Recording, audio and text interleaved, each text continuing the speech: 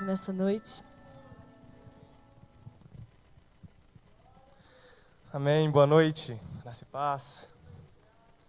Quão bom e quão suave é viver em comunhão, amém?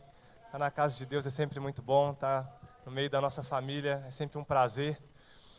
E eu agradeço a Deus por essa oportunidade, agradeço ao meu pai também pela confiança, ao altar.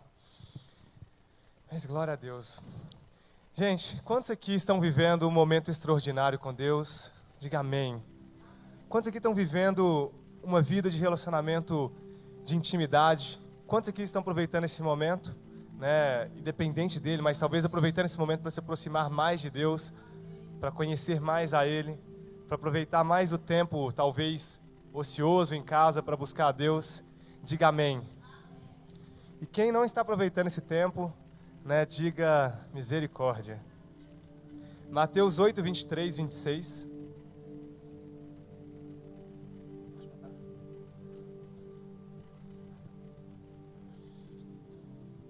Obrigado, Diego. Então, entrando ele no barco, seus discípulos o seguiram. E eis que sobreveio no mar uma grande tempestade, de sorte que o barco era varrido pelas ondas, entrando Jesus. Olha que interessante isso, Jesus entrou ao barco, os seus discípulos foram com ele, e veio uma tempestade, E eis que sobreveio no mar uma grande tempestade, de sorte que o barco era varrido pelas ondas. Entretanto, Jesus dormia, mas os discípulos vieram acordá-lo, clamando: Senhor, salva-nos, pois, iremos perecer. Perguntou-lhes Jesus: Por que sois tímidos, homens de pequena fé? E levantando-se, repreendeu os ventos e o mar. Fez-se grande bonança. E maravilharam-se os homens, dizendo: Quem é este que até os ventos e o mar lhe obedecem? Amém. Deus, nós queremos te agradecer por esse dia. Pai, quero te agradecer pela oportunidade de estar aqui ao teu altar. Peço ao Senhor, Deus, que o Senhor possa me usar como canal de bênção aqui na congregação dos santos. Deus, pedimos ao Senhor que o Senhor venha desfazer agora, Deus, todo pensamento contrário na mente de cada um. Deus, que nós venhamos aqui sujeitar, Deus, a nossa mente, os nossos pensamentos, cativos à tua obediência. Que o Senhor venha sossegar, Deus, agora os corações. Deus, todo problema de saúde, problema financeiro, Deus, problema familiar, Deus, tudo aquilo que está gerando inquietação, nós repreendemos em nome de Jesus. Pai, que a voz do Senhor nesse momento seja mais forte, poderosa. Deus, uma voz acalentadora, uma voz que traz paz. Deus, que o Senhor, Deus, em meio, Deus, essa congregação, a palavra de hoje, o Senhor possa falar aos nossos corações. Deus, eis-nos aqui, aquietamos o nosso coração, aquietamos a nossa mente, Deus, para ouvir a Tua palavra e aprender mais de Ti. Em nome de Jesus, glória a Deus. Amém, glória a Deus. Quantos aqui identificam o tempo que nós estamos vivendo hoje com a passagem que nós lemos agora, Mateus 8, 23, 26? Eles entraram no barco, começou uma grande tempestade, os ventos varriam o barco de um lado para o outro, e os discípulos, todo mundo ali desesperado, foi acordar Jesus e falar assim: Senhor, acorda, perecemos, vamos morrer. Quantos aqui talvez identificam o que vivemos hoje, um tempo talvez de crise, que as ondas têm batido forte, que o vento tem soprado forte, mas que Jesus continua o mesmo, amém? E o tema de hoje é: qual o nível do teu comprometimento? Qual o nível do teu comprometimento? A Bíblia fala assim em Mateus 13, 58. Mateus 13, 58. E não fez ali muitos milagres, por causa da incredulidade deles. Gente, a palavra está falando que Jesus, Ele passou e Ele não fez muitos milagres por causa da incredulidade do povo. Então, quantos aqui já ouviram falar sobre os fariseus, leram a Bíblia e entenderam como que os religiosos da época agiam, faziam, condenavam a Cristo? Qual que é a característica de um fariseu para você? Pastor Alara, qual que é uma característica de um fariseu? Hipócritas? Não vive o que fala. Pastor Ednorá? Incrédulos, hipócritas. Pastor Marcos? Aparência. Gente, religiosidade define tudo isso que vocês falaram. Religiosidade. A religiosidade é você acreditar em algo, é você ler algo na Bíblia, é você dizer que vive uma determinada convicção, mas as suas ações não são coerentes com aquilo que você diz. As suas ações não são coerentes com aquilo com que você afirma. Então, muitas vezes a gente olha para o povo de Israel e a gente fala assim, cara, que povo estúpido, né? Deus fazendo tudo, abrindo o mar, mandando codornizes, maná, fazendo milagres, tocha de fogo para guiar, e manda as pragas do Egito, e mata os primogênitos, e faz tanta coisa. E esse povo ainda é incrédulo, murmura, e a gente começa a julgar o povo de Israel. Mas quantas vezes não somos iguais ao povo de Israel? Deus faz tantos milagres na nossa vida, Deus faz o sobrenatural na nossa família, Deus nos traz curas que a medicina contradiz e fala que era impossível. Deus abre portas que o homem não pode abrir. Só que aí vem um problema, vem uma tempestade, vem um coronavírus. E você começa a murmurar. E você começa a reclamar. E você começa a desacreditar de tudo que Deus fez.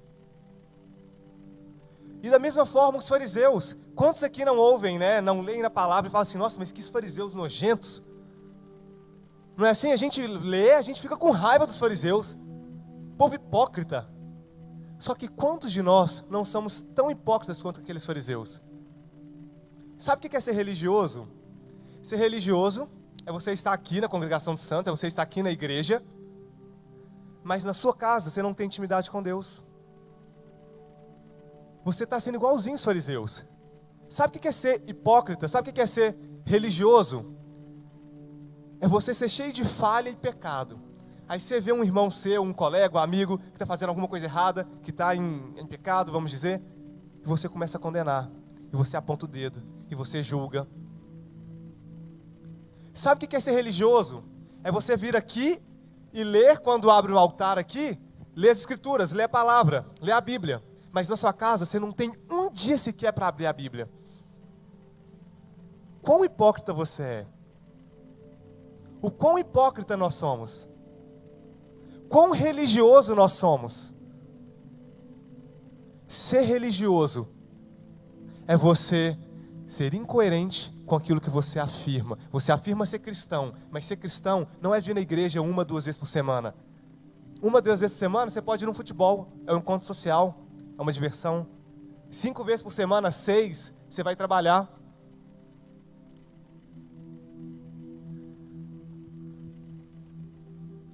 Gente, é importante a gente entender que se a gente vem aqui na igreja e lê a Bíblia, porque o contexto obriga, você está aqui, você vai ler a Bíblia. Mas na sua casa você não tem coragem de ler a palavra, no seu trabalho, onde você está, você é religioso. Ou seja, você não tem o direito sequer de pensar, cara, que fariseus religiosos nojentos. Você é tão nojento quanto eles. Eu sou tão nojento quanto eles. Então, qual o nível do teu comprometimento com a palavra de Deus? Qual o teu nível de comprometimento com a sua fé, com aquilo que você diz acreditar? Qual o nível do teu comprometimento com a palavra de Deus, com a verdade, com o evangelho? Qual o nível do teu comprometimento? Às vezes você exige do teu filho para que ele ore, que ele lê a palavra, mas você mesmo não faz. Às vezes você exige que ele tenha um comprometimento e seja aqui na igreja, mas você mesmo vem só por encontro social. Gente, sabe o que é legal? Quando a gente acostuma a fazer algo, a gente nem tem que pensar a fazer. Então, por exemplo, todo mundo aqui já tem um costume de vir à igreja, talvez quarta e domingo. Você nem precisa pensar, hoje tem culto. Naturalmente você já vai se programar e vai fazer isso, vai chegar aqui no horário do culto. Ah, vamos fazer tal coisa? Ah, não, tal hora tem culto. É natural. Só que às vezes isso se torna tão natural que se torna religioso. Você vem simplesmente por encontro social. Você vai vir aqui, você vai ver o Luquinha, gente boa pra caramba, vai ver a Nise, vai ver a Deise, o Marcos. Gente, é tão bom estar aqui. Só que às vezes a gente confunde essa comunhão que é gostosa, que é boa, e a gente se torna religiosos.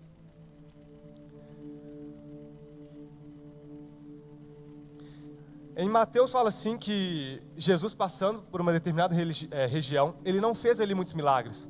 E sabe por que que às vezes, na nossa vida, a gente não presencia muitos milagres? Porque a gente não tem intimidade com Deus. A gente vive uma vida religiosa. A gente vive uma vida de palavras, de aparência. O mais interessante é que as pessoas acham que por estar na igreja, Deus vai fazer um milagre. Que por estar na igreja, Deus vai abrir a porta. Que por estar na igreja, os dons espirituais vão fluir. Sabe onde começam os dons espirituais? Ele começa dentro da sua casa, dentro da minha casa.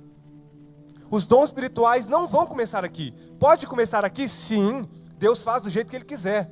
Você pode estar aqui, como muitas pessoas vêm incrédulas, só porque um parente convidou, e Deus vai lá e transforma a vida daquela pessoa com a palavra? Óbvio que sim. Ninguém delimita como Deus age. Ele age da forma que Ele quiser. Né? Se Ele quiser usar uma mula para falar um jumento igual Ele usou, Ele vai usar. Só que a gente se condiciona a estar na igreja para as coisas acontecerem. E as coisas não vão acontecer na igreja, vão acontecer dentro da sua casa. Aqui na igreja vai ser a extensão. Deus pode fazer, mas aqui na igreja vai ser a extensão do que você vive na sua casa, do que você vive no seu trabalho, do que você vive na sua vida com Deus. Quantos aqui têm planos e projetos que Deus colocou no seu coração e você ainda não tirou do papel? Levanta a mão, por favor. Eu vou levantar a minha. Legal, se você não tem, não precisa levantar só por ele levantou, vou levantar. Se você tem alguma coisa que Deus colocou no seu coração, um projeto, um plano, escreve a sua visão. Coloca ela num papel, mas coloca ela num lugar onde você não vai se esquecer. Cola ela num local onde você vai ver todo dia e você vai se lembrar daquilo. Nós temos o costume de nos auto-sabotar. O nosso cérebro é preguiçoso. Ele tende a não querer gastar energia. Então, a tendência do seu cérebro é te deixar, o pastor Henrique falou aqui semana passada, é te deixar no comodismo, é te deixar no natural. Poxa, quanto menos energia eu gastar, melhor. É um princípio da sobrevivência. Eu tenho que poupar energia. Só que às vezes Deus colocou algo no nosso coração. Deus falou algo à sua vida através de um profeta, através da palavra, na sua vida de oração. Só que até hoje você não alcançou. Porque você não se comprometeu com aquilo que Deus falou. Talvez as portas ainda não se abriram na sua vida, porque você não se comprometeu 100% com aquilo que Deus te deu. Talvez a sua vida está num tédio, porque você não se comprometeu com aquilo que Deus te pediu para fazer. E quanto menos comprometimento a gente tem, mais superficial é a nossa vida com Deus. Mais superficial, mais hipócrita, mais religioso você é. Quanto menor o nível do teu comprometimento, maior o nível da tua religiosidade. Quanto maior o nível, menor o nível do teu comprometimento, maior o nível da tua incredulidade. Quantos aqui acham chato ler? Levanta a mão, por favor. Pode ser sincero. Amém. Gente, você não é obrigado a gostar. Mas se você quer uma vida sobrenatural, você é obrigado a ir contra aquilo que você não gosta. Viver o sobrenatural se trata mais do que o que você não gosta, do que aquilo que você gosta. Porque quando a gente não gosta de dizer não para as distrações, a gente está se comprometendo. Quem é que gosta de dizer não? Alguém vira assim e fala assim, vai ter um churrasquinho lá no final de semana, vamos lá. Mas aí te foi feito um convite para estar na igreja, para estar levando a palavra em algum lugar, um convite para você estar trabalhando, para você estar fazendo algo diferente. Quem aqui gosta de recusar uma picanha? Hã? Uma picanha argentina? Ninguém gosta de recusar aquilo que é bom. Mas quanto menor o nível do teu comprometimento, maior a tua religiosidade.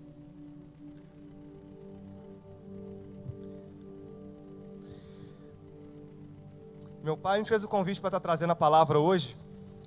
E ele me pediu ontem. Só que ontem eu tinha chegado de viagem. Eu praticamente não tinha dormido, porque eu tinha uma conexão. Praticamente levantei 2h30 da manhã, fui pegar avião para fazer conexão. Por causa do coronavírus, muito pouco tráfego aéreo. Então eu tinha que me condicionar àquela viagem, sair de madrugada, aqui para tal lugar, depois cheguei aqui, ontem tinha também o culto de jovens, né? E tinha, além do culto de jovens, a noite de jogos, que a gente, né, não necessariamente passa um pouquinho do horário, saímos daqui o quê? 2 da manhã? Mais ou menos? 3? E quando ele me fez ele perguntou ali se eu poderia trazer a palavra, a primeira coisa que me veio foi um nu. Só que esse nu foi um não, né? Tipo assim, é tão sério estar aqui em cima. Gente, estar aqui em cima não é simplesmente você abrir a palavra e querer trazer alguma coisa. Gente, é tão sério que eu não tenho coragem de brincar de subir ao altar. Eu não tenho coragem. E na hora que ele falou isso, a primeira coisa que me veio lá dentro foi um não. Eu falei assim, tá louco? Que dia? Eu não vou...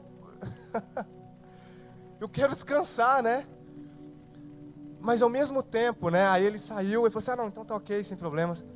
E depois veio ao meu coração, né? Qual o nível do teu comprometimento? Qual o nível do teu comprometimento? Por que você não pode se comprometer? Se você se comprometeu para estar numa noite de jogos, para fazer um curso de jovens, por que você não pode se comprometer a estudar a palavra e trazer aquilo que eu quero à igreja? Descansa depois do culto, à noite. Chega mais cedo, deita, descansa. Qual o nível do teu comprometimento? Quantas vezes nos é feito um convite que vai edificar a nossa vida e a gente diz não, porque a gente não quer se comprometer? Quantos aqui tem talentos para estar servindo aqui na igreja, mas diz não, porque não quer abrir mão de um sábado 2 vezes no mês? Não quer estar aqui talvez ensaiando para estar fazendo parte do louvor? Não quer abrir mão de um domingo, que talvez vai ter um comprometimento na salinha? Quantos aqui, por não quererem abrir mão da zona de conforto, só vivem dizendo não? Mas se prepare para viver uma vida medíocre. Sabe o que é uma vida medíocre? É uma vida fora do sobrenatural. É aquilo que está na média. Se você não quer se comprometer, se prepare para viver uma vida medíocre. Se você não quer dizer sim para servir, para abrir mão daquilo que é cômodo, se prepare para viver uma vida medíocre. Mas se você quer viver o sobrenatural, se prepare para dizer sim, se prepare para se comprometer, se prepare para abrir mão de um sábado, se prepare para abrir mão de um domingo, se prepare para ter que estudar para trazer uma palavra, se prepare para estar pronto para servir, se prepare para estar pronto para limpar, se prepare para estar pronto para fazer algo. Às vezes você quer muito de Deus, mas você não quer servir. Às vezes você quer muito que Deus faça uma coisa na sua família, mas você mesmo não faz nada em prol da obra de Deus. Deus tem uma obra tão grande para fazer, só que a nossa mesquinhez é maior e a gente vive dizendo não.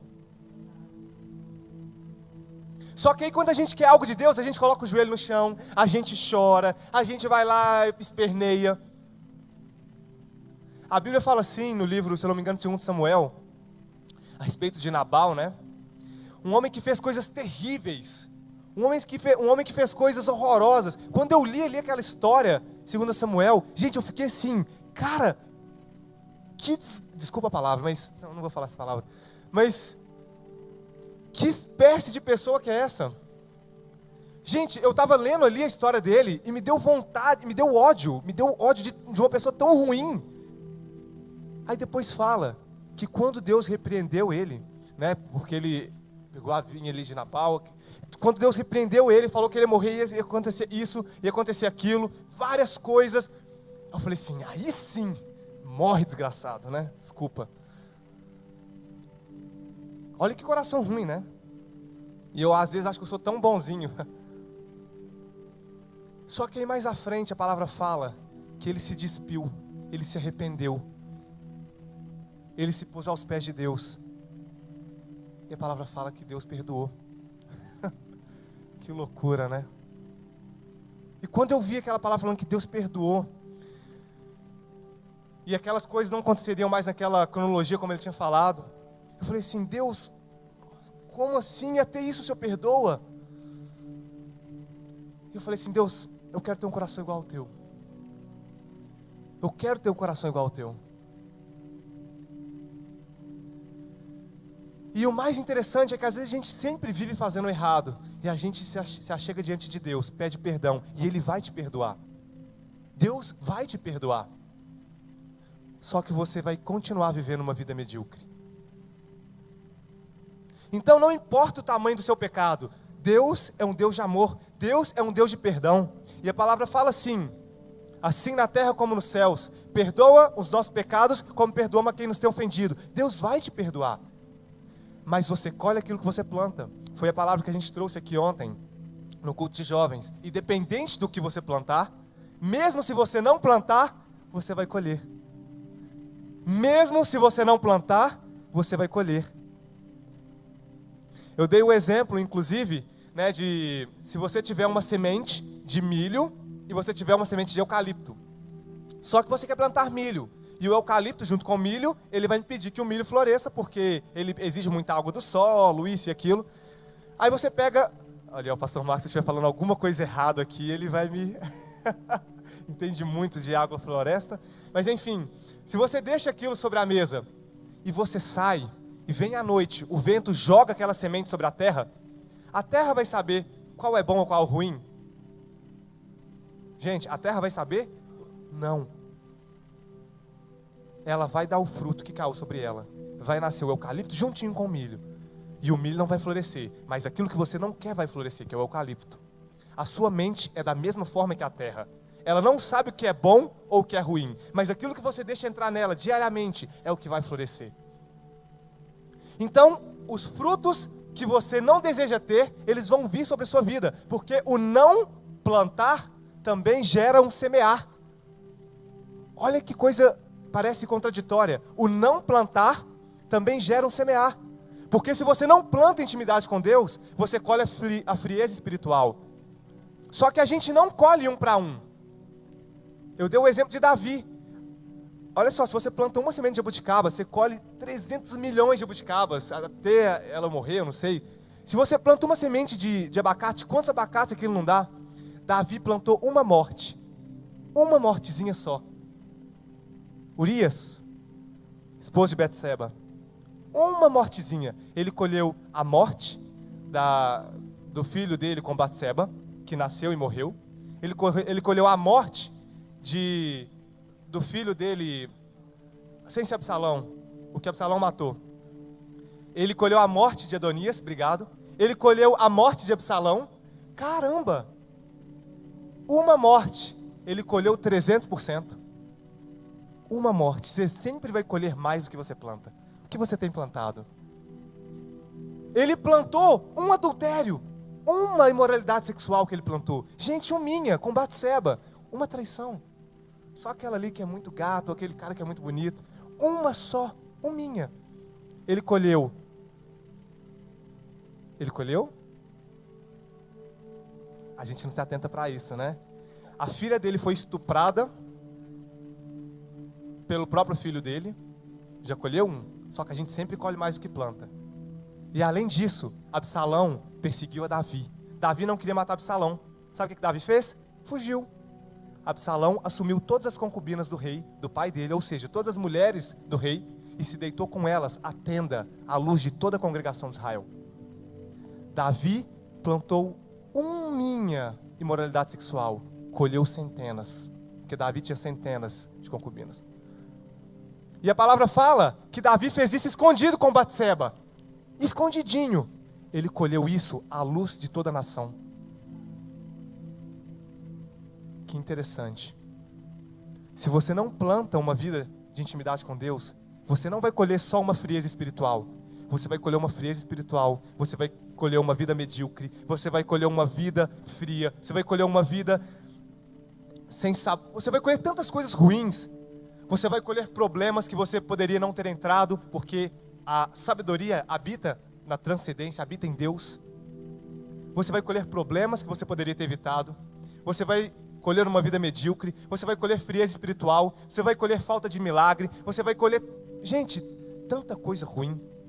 O não plantar também gera semeadura, também gera colheita. Então pensa bem, às vezes a gente pensa assim, não estou lendo a Bíblia, o que você vai colher com isso? Pode ter certeza que vai ser 100, 200, 300 por um. Qual o nível do teu comprometimento? Será que você está aqui hoje simplesmente porque domingo a gente está na igreja e você não tinha nada para fazer em casa? Será se você está aqui hoje simplesmente porque você atuou a vir todo domingo? Qual o nível do teu comprometimento?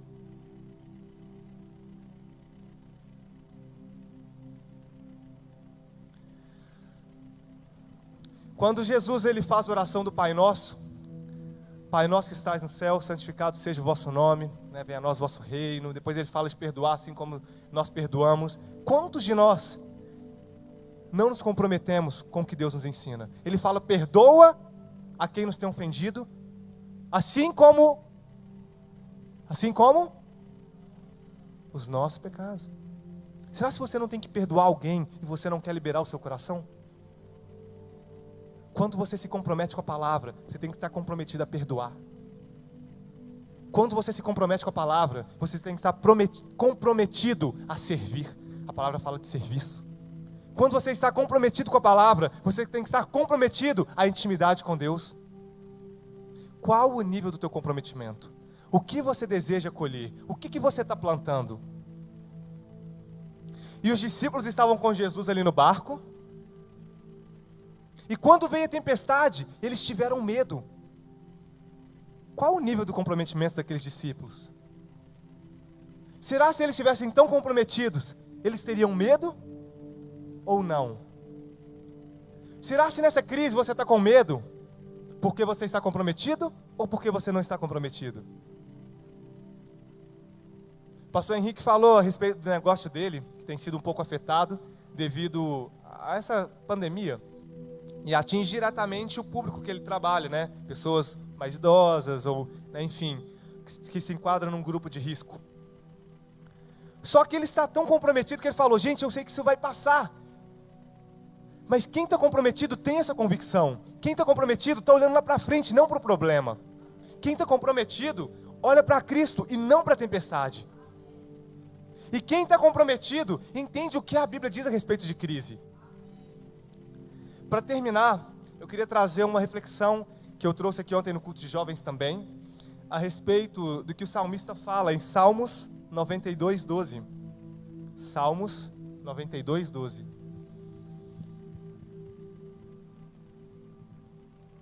O justo florescerá como a palmeira, crescerá como cedro no Líbano. O justo florescerá como a palmeira e crescerá como cedro no Líbano. Gente, eu não estou falando aqui que necessariamente você precisava ter estudado esse versículo, mas quantos aqui, por religiosidade, simplesmente leem a Bíblia para falar assim, já li a Bíblia hoje, mas não estuda a Bíblia?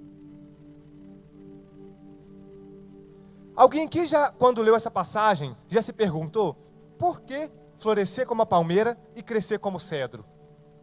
Por que não é o contrário? Por que não é florescer como o cedro e crescer como a palmeira? A palmeira é maior que o cedro ou não? Gente, não é possível que vocês nunca tiveram curiosidade nem de digitar no Google, cedro. Misericórdia. Alguém aqui já viu como é que é um cedro? Rafinha, ou se você puder só colocar aqui rapidinho, um cedro e uma palmeira, só para... Olha, até o...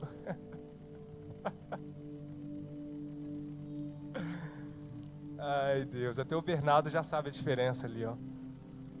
Uma criança de 6 anos. Gente, se para vocês estudar a palavra é passar o olho e não querer entender o que a Escritura diz, o que está além das palavras, por que eu ficava assim, gente, por que crescer como a palmeira?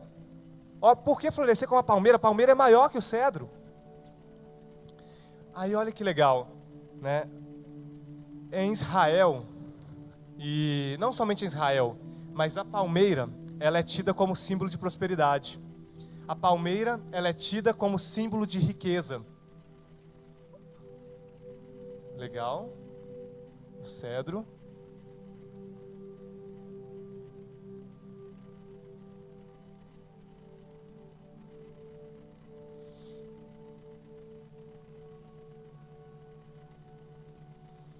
E a palmeira, ela é tida como um símbolo de prosperidade e riqueza, né? Então fiz a pergunta que foi o seguinte, quantos aqui já viram aquelas casas de Hollywood que tem aquelas palmeiras na frente? Se você for pegar as embaixadas americanas, embaixada de Israel, a embaixada brasileira, todos têm o quê? Palmeiras. Se você pegar as maiores mansões, todas têm o quê? Palmeiras. Claro que alguma outra não vai ter, mas elas têm palmeiras, ela é símbolo de prosperidade. Do lado da minha casa tem uma antiga mansão que se tornou uma escola cercada por palmeiras. A palmeira traz esse símbolo, olha isso. Ela traz esse símbolo de prosperidade, esse símbolo de riqueza. Portanto que Jesus, quando ele entrou ali, ele foi aclamado ali, né, com palmeiras. E olha que interessante, isso é tão forte ali com o povo de Israel, que você sabe como uma palmeira floresce?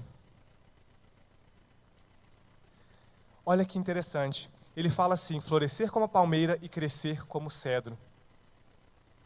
Por que florescer como a palmeira? Essa palmeira, existem mais de 700, se eu não me engano, qualidades de palmeiras. Só que essa palmeira em específico, né, que remete ali à região onde estava o rei Davi, onde tinha o povo de Israel, essa palmeira ela tem uma especificidade, que ela floresce, conforme um líquido que tem aqui no meio do seu caule, ele consegue chegar à copa. Só que, gente, para o líquido chegar à copa, ele não consegue chegar naturalmente na sua quantidade máxima. Logo, a palmeira não floresce. Logo, a palmeira não floresce. Enquanto o líquido que está no meio desse caule não chega ao topo, à copa. Então, como que faz para a palmeira florescer? Ela não tem força suficiente para fazer essa sucção. Mas essa palmeira, quanto mais vento vem, quanto mais forte a tempestade, mais essa palmeira se inclina, porque o caule dela é muito fino. Quantos aqui já viram quando bate um vento forte que as árvores balançam? Balançam os galhos, as árvores não. Mas a palmeira, ela balança, ela se curva, porque o seu caule é fino. E quanto mais forte o vento, mais ela se inclina, mais ela se dobra, e mais esse líquido chega à copa. Ou seja, quanto maior a tempestade, mais a palmeira floresce. É por isso que o salmista falou, o justo floresce como a palmeira e não cresce como a palmeira. Porque para a palmeira florescer, tem que vir a tempestade. Para a palmeira florescer, tem que vir um vento forte. E o justo é assim, para a gente florescer, tem que vir um vento forte. Para que o mar possa se abrir, tem que vir o povo do Egito contra nós. Vocês estão conseguindo entender? Para que Davi fosse rei, teve que vir Golias. Gente, vocês estão conseguindo entender? Para o justo florescer, nós precisamos da tempestade. Nós somos amadurecidos, nós crescemos quando a tempestade vem. Então, isso é um tempo de tempestade, isso é um tempo de crise, aproveita para florescer. Se você não está florescendo em meio à crise, alguma coisa está errada. Você precisa florescer em meio à crise. E florescer em meio à crise não é necessariamente o dinheiro brotando, mas é a sua maturidade, é a sua vida de intimidade com Deus, são os seus dons espirituais, é o crescimento na sua área profissional, é o crescimento na sua área acadêmica, é o aperfeiçoamento no seu lar, na sua família, com seu filho, com a sua mãe, com a sua esposa, com o seu esposo, é o seu comprometimento na igreja. O justo floresce como a palmeira. Ao invés de reclamar por causa do Covid-19, por causa do corona, agradeça a Deus. Quanto mais vento bater, mais ela vai se dobrar, mais o líquido vai, mais você vai florescer.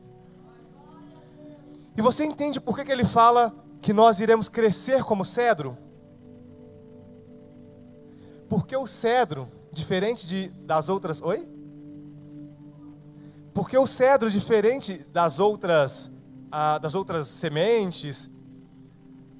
Olha que interessante, se você lança uma sementinha de feijão no algodão, demora o quê? 2 dias, 3 dias para ela começar a sair um negocinho ali, 1 semana? É por aí, né? Eu não lembro do tempo de colégio, era alguma coisa assim.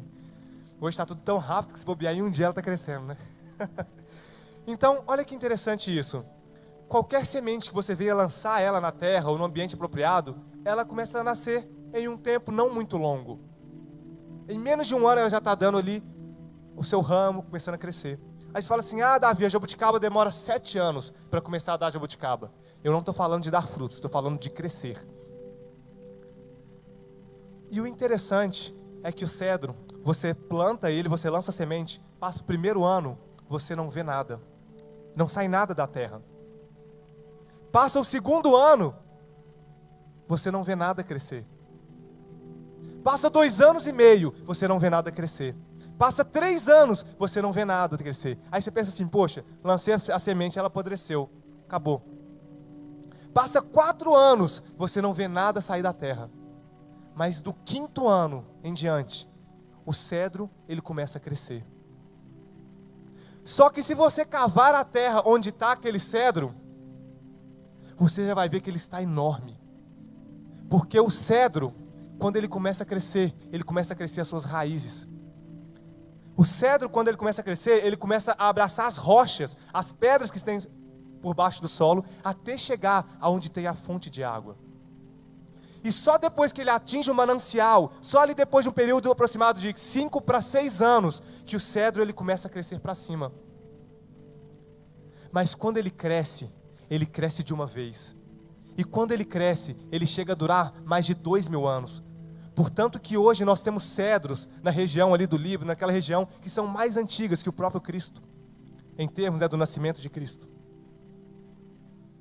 Então às vezes a gente passa a nossa vida plantando, Deus, eu estou fazendo isso, por que as coisas não acontecem? Deus, eu estou fazendo assim, por que tudo dá tanto errado? Mas continua crescendo as suas raízes, porque no tempo certo, o crescimento vai vir, e quando ele vir, vai ser de uma vez, vai ser exponencial. Por isso que o salmista nos comparou com o cedro no crescimento. Porque às vezes a gente se questiona, Deus, o ímpio está fazendo tudo errado. Tem 3 anos, 4 anos que eu estou fazendo certo, as coisas não acontecem. O ímpio está ali roubando, eu não estou roubando e minhas coisas não andam, não acontecem.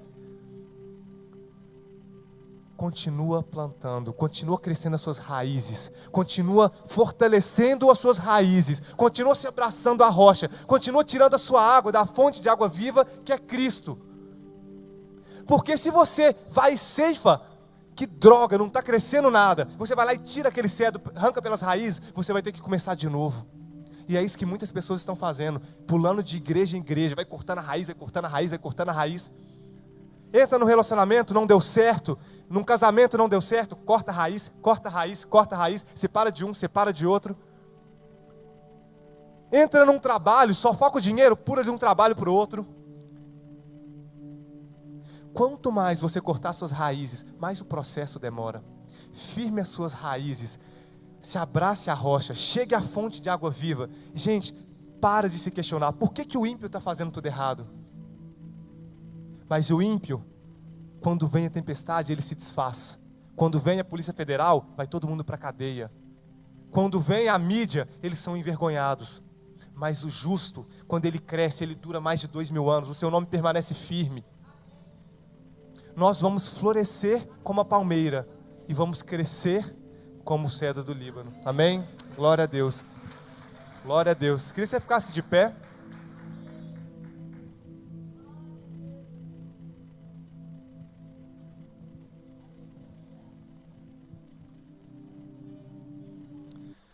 Senhor Deus, nós queremos te agradecer, Pai, por falar aos nossos corações. Deus, nós queremos fazer, a partir de hoje, se nós ainda não temos feito, o nosso comprometimento, Deus, com o Senhor. Mas, Pai, nós não queremos comprometer parcialmente, nós queremos nos comprometer 100%. Deus não faz compromisso com quem não se compromete 100%. Deus não se compromete com quem não compromete 100%. Deus não negocia a prioridade. Deus não negocia a prioridade. Eu estava fazendo uma live umas semanas para trás e normalmente quando a gente pergunta qual a sua prioridade, as pessoas falam assim: minha prioridade é família, é Deus, família e saúde. Mas quem responde que a sua prioridade é Deus, família e saúde, está respondendo errado. Quem responde que a sua prioridade é família e Deus, está respondendo errado. Prioridade é o que vem primeiro. E aquilo que vem primeiro não negocia importância. Aquilo que está em primeiro lugar está sozinho. Depois da prioridade, você pode ter níveis de importância. O que são níveis de importância? depois de Deus, que é a prioridade, a minha família e minha saúde. Porque se eu não tiver saúde, eu não consigo cuidar da minha família. Um exemplo. Então, família e saúde podem estar no mesmo lugar? Um exemplo. Mas jamais existe mais de uma prioridade. Se a sua prioridade é Deus e família, está errado. Ou tem que ser a família ou tem que ser Deus. É com você. Se a sua prioridade é saúde e trabalho, está errado. Ou tem que ser o trabalho ou tem que ser saúde. Não existe mais de uma prioridade. A partir do momento que a gente entende o que é prioridade, fica mais fácil saber quando dizer não. Fica mais fácil de saber o que você tem que identificar como distração. O que você precisa dizer não para a sua vida hoje? O que está consumindo o seu tempo e tem trocado as suas prioridades? Não existe mais de uma prioridade. Prioridade é o que vem primeiro. Depois disso vem níveis de importância. Aí sim você pode ter níveis de importância igual. E às vezes a sua vida, você fala: Deus, eu não consigo te sentir, eu não consigo sentir, ler a palavra, entender, não consigo ter prazer nas coisas espirituais. Deus também fala no tempo de silêncio. Mas às vezes a sua frieza, a sua falta de sensibilidade, é porque Deus não está sendo a sua prioridade. Deus não negocia a sua prioridade. Deus não negocia a sua prioridade. Deus não negocia a sua prioridade. Se você tem tempo para sua família, mas não tem tempo para orar, Deus não é a sua prioridade. Se você tem tempo para trabalhar, mas não tem tempo de qualidade com Deus, Deus não é a sua prioridade. Se você tem tempo para estudar muito, mas para Deus você tem alguns minutos, Deus não é a sua prioridade. Para de se enganar. A gente gosta de se enganar. O maior mentiroso não é aquele que mente para o próximo, é aquele que mente para si mesmo. Se você tem tempo para tudo, mas o de Deus é pequenininho, para de mentir para você. Você não tem Deus como prioridade. Para de mentir para você.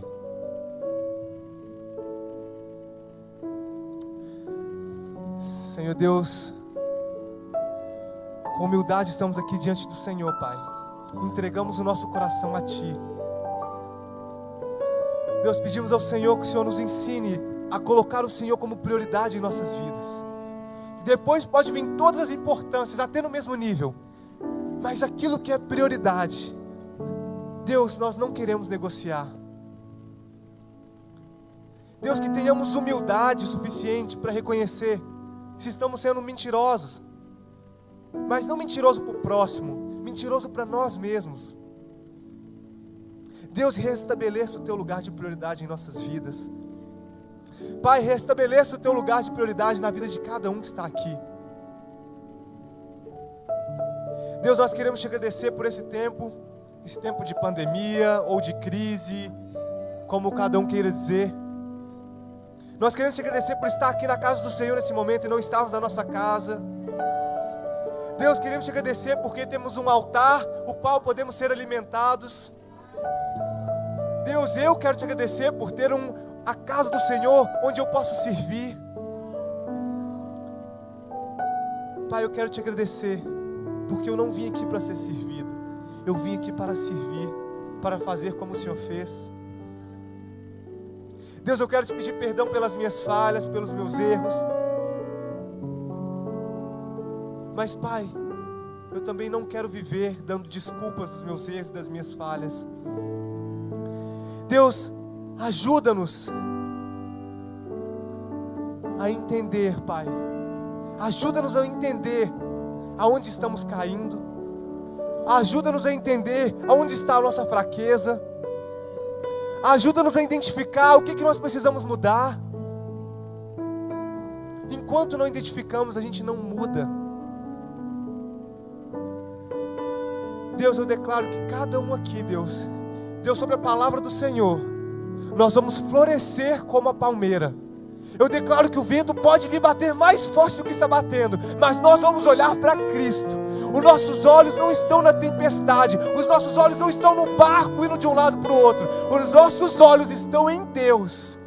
E quanto mais a gente se curvar, a gente vai se manter mais firme. E quanto mais a gente se curvar, mais a gente vai florescer, como a palmeira, Pai. E Deus, enquanto as pessoas olham para a gente e falam assim, não cresce, está lá cristão servindo a Deus, mas não cresce, fica ali. Deus, nós estamos criando raízes, Pai.